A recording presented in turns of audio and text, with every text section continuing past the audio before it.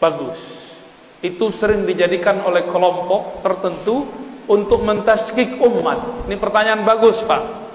Mungkin itu juga yang bikin Bapak galau selama ini ya.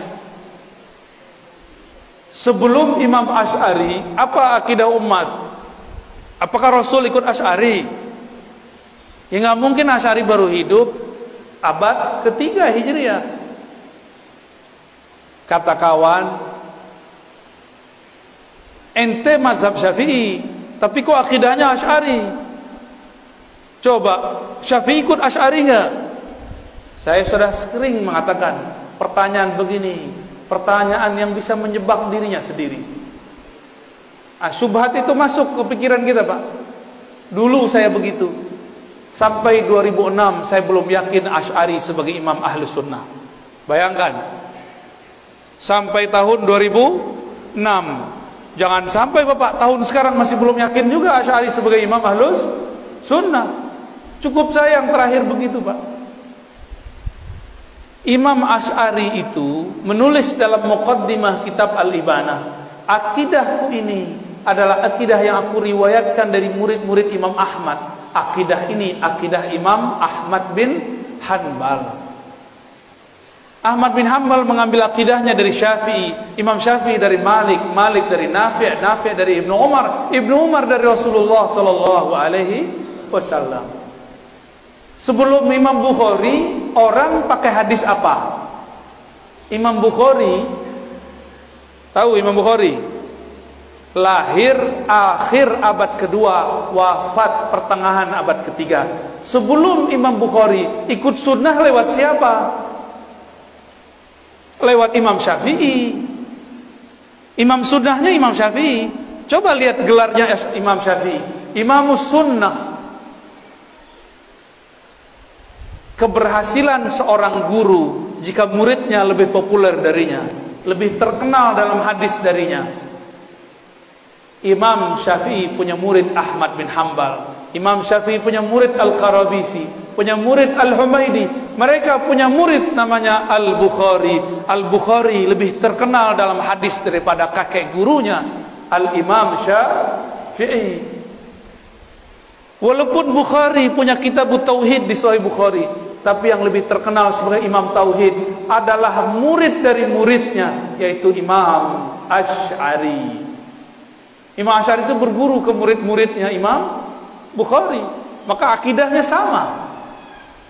Saya pastikan dan saya jamin akidah Asy'ari itulah akidahnya Bukhari. Saya tanya lagi, sebelum Bukhari kalau ikut sunnah lewat siapa?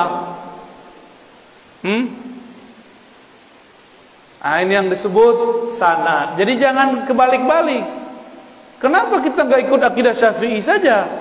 Ya, Imam Syafi'i tidak menulis risalah dalam akidah, tapi pernah mengkalamkan tentang akidah. Kalamnya dikumpulkan oleh para imam, masuklah ke dalam kitab Al-Baihaqi, judulnya Manaqib Al-Imam Syafi'i. Muncullah orang memfitnah akidah Asy'ariyah berbeda dengan Asy'ari. Sok tahu ente ya, memalsukan sejarah Imam Asy'ari itu bagi mereka biasa. Mereka katakan Imam Asy'ari 3 periode, kayak mau jadi presiden 3 periode ya. Jadi akidah Asy'ari, sebelum Asy'ari akidahnya apa? Akidah Imam Ahmad. Berarti akidah Asy'ari sama dengan Ahmad? Sama. Sebelum Ahmad bin Hanbal akidahnya akidah siapa? Akidah Syafi'i. Sebelum Syafi'i sebenarnya di wilayah Kufah ada seorang imam namanya Abu Hanifah. Akidahnya akidah Imam Abu Hanifah. Dari Abu Hanifah turun nanti ke Tohawi, turun nanti ke Maturidi.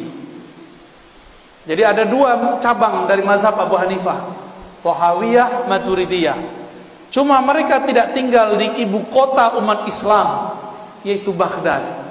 Makanya akidah mereka tidak sepopuler Imam Asy'ari.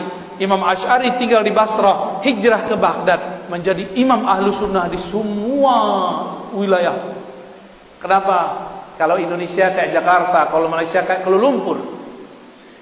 Karena dia terkenal di ibu kota negara, maka namanya masuk ke mana-mana. Dulu belum ada YouTube, Pak. Ya, kalau ada YouTube Mungkin Imam Tahawi bisa jadi lebih populer, Imam Maturidi lebih populer mungkin. Tapi tetap saja Allah populerkan, walaupun belum ada YouTube dan Facebook ya. Hebat nggak tuh Allah? Sebanyak itu imam, kenapa cuma 3 imam ini yang Allah populerkan akidahnya? Dari 3 itu kenapa cuma 2 yang paling tegas? Dari 2 itu Asy'ariyah kemudian mewakili 3 itu. Maka ulama di Saudi pun, Syarif Hatim Al-Auni ya, banyak lagi mengatakan sepakat 90% umat Islam di dunia itu akidahnya Ahlussunnah Asy'ariyah Maturidiyah. Kalau ada kelompok yang mengatakan Asy'ariyah sesat, sama saja dia mengatakan sesat 90% umat Islam.